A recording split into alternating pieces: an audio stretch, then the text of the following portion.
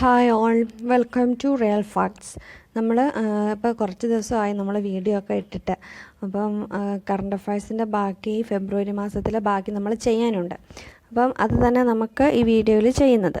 അപ്പോൾ നേരെ വീഡിയോയിട്ട് തന്നെ കടന്നാലോ? അതിനു മുമ്പ് നമ്മുടെ വീഡിയോ ആദ്യമായിട്ടൊക്കെയാണ് ആരെങ്കിലും കാണുന്നതെങ്കിൽ ഉറപ്പായിട്ടും നമ്മുടെ ചാനലിനെ സപ്പോർട്ട് ചെയ്യാം.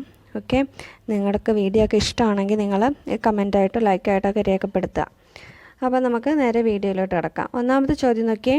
ഇന്ത്യയിലെ ആദ്യത്തെ വെള്ളക്കടുവ പ്രജനന കേന്ദ്രം എവിടാണ്? വെള്ളക്കടുവ പ്രജനന കേന്ദ്രം, ഇന്ത്യയിലെ ആദ്യത്തെ വെള്ളക്കടുവ പ്രജനന കേന്ദ്രം മധ്യപ്രദേശിലെ മുകന്ദപൂരാണ്.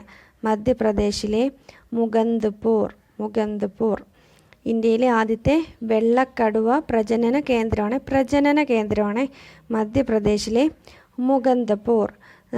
നമുക്കറിയാം ഇന്ത്യയിൽ വെള്ളക്കടുവകളെ കാണപ്പെടുന്നത് എവിടെയാണ്? നമുക്കറിയാം സുന്ദർബൻസ് നമ്മൾ പഠിച്ചിട്ടുണ്ട്. വെള്ളക്കടുവകളെ കാണപ്പെടുന്നത് സുന്ദർബൻസ് എന്ന് പഠിച്ചിട്ടുണ്ട്. പിന്നെ എവിടെ കാണാം?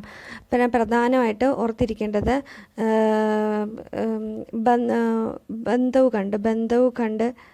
ബന്ധവ്ഖണ്ഡ് എവിടെയാണ്? മധ്യപ്രദേശിൽ തന്നെയാണ് കേട്ടോ. മധ്യപ്രദേശിലെ തന്നെ ബന്ധവ്ഖണ്ഡിൽ എവിടെ ഉണ്ട്? വെള്ളക്കടുവകൾ കാണുന്നുണ്ട്. പിന്നെ സുന്ദർബൻസ് നമ്മൾ പറഞ്ഞു. പിന്നെ നമ്മൾ പറയുന്നത് കാസിരംഗയിലും എന്തുണ്ട്? വെള്ളക്കടുവകളെ കാണാറുണ്ട്. അപ്പോൾ പ്രധാനമായിട്ട് സുന്ദർബൻസ് നമ്മൾ എപ്പോഴും പരീക്ഷകളിൽ കണ്ടിട്ടുള്ള ചോദ്യമാണ്. അപ്പം ഇത് ഓർത്തിരിക്കുക. വെള്ളക്കടുവ പ്രജനന കേന്ദ്രമാണ് എവിടെ? മധ്യപ്രദേശിലെ മുകന്ദപൂർ. മധ്യപ്രദേശിൽ തന്നെ ഉള്ളതാണ് ബന്ധവ്ഖണ്ഡ്. ഓക്കെ, ഓർത്തിരിക്കണേ. പിന്നെ നമുക്കറിയാം ഹിമപ്പുലികളെ കാണുന്നതാണ് എവിടെ? ഹിമപ്പുലി ആണെങ്കിലാണ് ഹിമപ്പുലികൾ. സ്നോ ലെപ്പേർഡ്സ് നമ്മൾ പഠിച്ചിട്ടുണ്ട്. അത് ഹെമിസിലാണേ. ഓർത്തിരിക്കണേ. അപ്പം അടുത്ത ചോദ്യത്തിലോട്ട് നോക്കൂ. 2025 ഫെബ്രുവരിയിൽ ബെൽജിയത്തിൻ്റെ പ്രധാനമന്ത്രിയായി ചുമതലയേറ്റത് ബാൾട്ട് ഡി വേവറാണ് ബെൽജിയത്തിൻ്റെ പ്രധാനമന്ത്രി ചുമതലയേറ്റത്. കഴിഞ്ഞ വർഷം ഈ ജനുവരിയിലൊക്കെ ആയിട്ട് ഒരുപാട് രാജ്യത്തിൻ്റെ പ്രസിഡൻറ്റ്, പ്രധാനമന്ത്രിയൊക്കെ ചുമതലകളുണ്ട്. നമുക്കതെല്ലാം ഒറ്റ വീഡിയോ ആയിട്ട് ചെയ്യാമേ. അപ്പോൾ ഇത് ഓർത്തിരിക്കുക. ബെൽജിയത്തിൻ്റെ പ്രധാനമന്ത്രിയാണ് ബാർട്ട് ഡി വേവർ. അപ്പോൾ ബെൽജിയം ബിയിലല്ലേ തുടങ്ങുന്നത്? ബാർട്ട് ഡി വേവറും ബിയിലല്ലേ തുടങ്ങുന്നത്? അപ്പോൾ അങ്ങനെയെങ്കിൽ കണക്ട് ചെയ്ത് വെക്കുക. Okay, Belgium Bart D waiver. Okay, അടുത്ത ചോദ്യം നോക്കൂ. ഇന്ത്യയിലെ ആദ്യത്തെ ഫോറസ്റ്റ് റിസർച്ച് ഫെസിലിറ്റി സെൻറ്റർ നിലവിൽ വരുന്നത്? ഇന്ത്യയിലെ ആദ്യത്തെ forest research facility centre Faridabad, ഹരിയാനയാണ്. ഇത് ഇമ്പോർട്ടൻ്റ് ചോദ്യമാണ്. ഇനിയുള്ള പരീക്ഷകളിൽ ചോദിക്കാൻ സാധ്യതയുള്ള ക്വസ്റ്റ്യനാണ്. അപ്പോൾ ഓർത്തിരിക്കുക, ഇന്ത്യയിലെ ആദ്യത്തെ ഫോറസ്റ്റ് റിസർച്ച് ഫെസിലിറ്റി സെൻറ്ററാണ്. അതായത് ഫെസിലിറ്റി സെൻ്ററാണോ? ഫെസിലിറ്റി എന്നായിരിക്കും. ഫരീദാബാദ്, ഹരിയാന എന്ന് ഓർത്തിരിക്കുക. നെക്സ്റ്റ് നോക്കൂ. ഇന്ത്യയിലെ ആദ്യത്തെ സഹകരണ സർവകലാശാല. ഇത് ഇമ്പോർട്ടൻ്റ് ആണ്.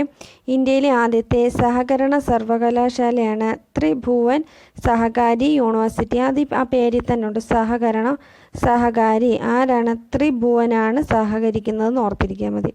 3 പേര് വേണം. ഒരു സഹകരണ പ്രശ്നം തുടങ്ങണമെങ്കിൽ ഏറ്റവും കുറഞ്ഞത് 3 പേര് വേണം അല്ലേ? അപ്പം ത്രിഭുവൻ. അപ്പോൾ ഓർത്തിരിക്കുക, 3 പേര് ചേർന്നാന്ന് ഓർത്തിരിക്കുക, കണക്ട് ചെയ്ത് വെക്കുക. ത്രിഭുവൻ സഹകാരി യൂണിവേഴ്സിറ്റി. അടുത്ത ചോദ്യം നോക്കൂ. സംസ്ഥാനത്തെ ആദ്യ ബാറ്ററി എനർജി സ്റ്റോറേജ് സിസ്റ്റം നിലവിൽ വരുന്നത്? ഈ കേരളത്തിലാണ് ആദ്യത്തെ ബാറ്ററി സ്റ്റോറേജ് നിലവിൽ വരുന്നത്. മയിലാട്ടി, കാസർഗോഡ് ജില്ലയിലാണ് ആദ്യ battery energy storage system. Mayilatti, Kasaragod. അടുത്ത ചോദ്യത്തിലോട്ട് പോകാം. കേരളത്തിലെ മികച്ച രക്തബാങ്കായി ദേശീയ ആരോഗ്യ മന്ത്രാലയം തിരഞ്ഞെടുത്തത് എവിടെയാണ്?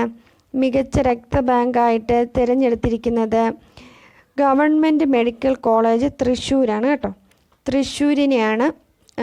തൃശ്ശൂർ മെഡിക്കൽ കോളേജിനെയാണ് മികച്ച രക്തബാങ്കായിട്ട് ദേശീയ ആരോഗ്യ മന്ത്രാലയം തിരഞ്ഞെടുത്തത്. അടുത്ത ചോദ്യം നോക്കൂ. 38ാമത് ദേശീയ ഗെയിംസിൽ ഡെക്കാത്തലണിൽ സ്വർണം ലഭിച്ച മലയാളി താരം ആരാ? എൻ തൗഫീഖ്. ഓർത്തിരിക്കണേ, 38ാം ദേശീയ ഗെയിംസ് നമുക്കറിയാം എവിടെ നടന്നത്? ഉത്തരാഖണ്ഡിലാണ്. ഉത്തരാഖണ്ഡ്. അപ്പോൾ അതിനകത്ത് കേരളത്തിൽ നിന്ന് മലയാളി താരം ഡെക്കാത്തലണിൽ സ്വർണം ലഭിച്ചത് എൻ തൗഫീഖിനാണ്. നമുക്ക് ദേശീയ ഗെയിംസിൻ്റെ ഒറ്റ വീഡിയോ നമ്മൾ ചെയ്തിടാമേ. കേരളം എത്രാം സ്ഥാനത്താണ് കേരളത്തിനിപ്പം വിൻ ചെയ്തിരിക്കുന്നത്? കേരളം 14ാമതാണ് കേട്ടോ. കേരളം 14ാമതാണ്. 13 ഗോൾഡ് നേടി.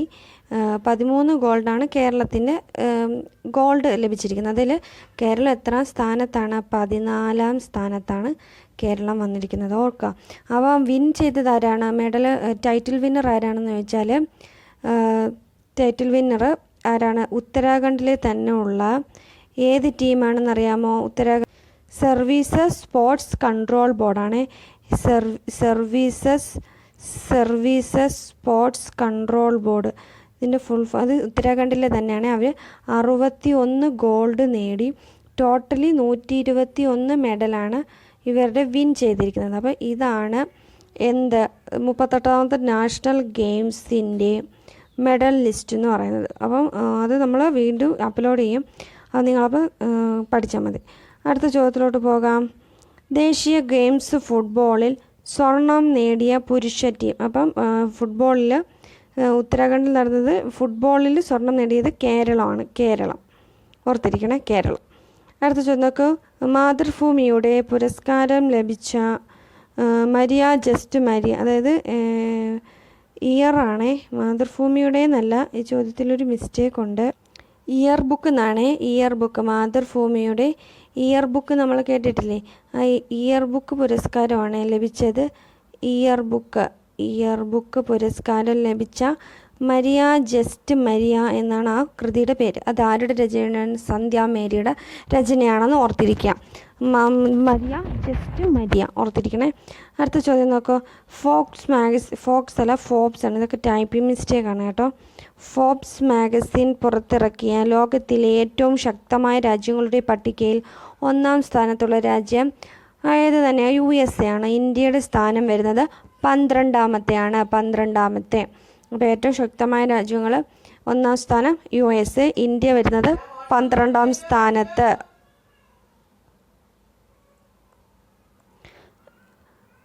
(2026) AI ഉച്ചകോടിക്ക് വേദിയാകുന്ന രാജ്യം 2026 ആണെങ്കിൽ ഇന്ത്യയാണ്. India 2026 India.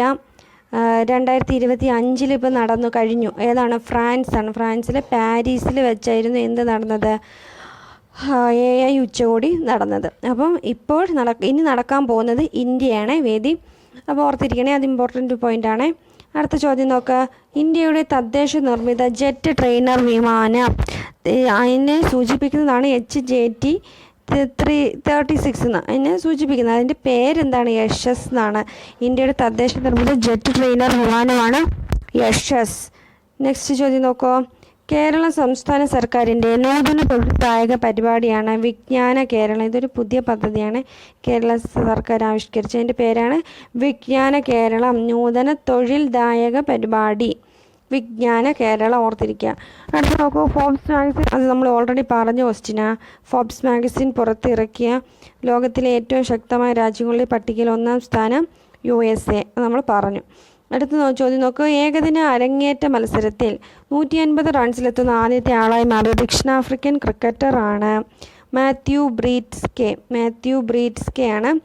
അരങ്ങേറ്റ മത്സരത്തിൽ തന്നെ 150 റൺസ് എത്തുന്ന ആദ്യത്തെ ക്രിക്കറ്ററായി മാറിയത് മാത്യു ബ്രീറ്റ്സ്കെ ആണ്. ഓക്കെ, അടുത്ത ചോദ്യത്തിലോട്ട് പോയാലോ? ഇത്രയും മതി. ബാക്കി ചോദ്യം നമുക്ക് അടുത്ത ഇതിനകത്ത് ഡിസ്കസ് ചെയ്യാമേ. അപ്പം ഇത്ര ഓർമ്മയുണ്ടോ? ഇത്ര ഒന്നുകൂടെ ഒന്ന് റിപ്പീറ്റ് ചെയ്ത് കേൾക്കണം കേട്ടോ. എന്നാൽ മാത്രമേ നിങ്ങളുടെ മനസ്സിലിരിക്കത്തുള്ളൂ. അത് കറണ്ട് അഫെയർ ആണ്. റിപ്പീറ്റ് ചെയ്ത് കേട്ടെങ്കിൽ മാത്രമേ എന്താകത്തുള്ളൂ, അത് പരീക്ഷയ്ക്ക് നമുക്ക് ഓപ്ഷൻ കാണുമ്പോൾ എഴുതാൻ പറ്റത്തുള്ളൂ. അപ്പോൾ ഉറപ്പായിട്ടും റിപ്പീറ്റ് ചെയ്ത് ഒന്നുകൂടെ കേൾക്കണേ. അപ്പോൾ താങ്ക് യു.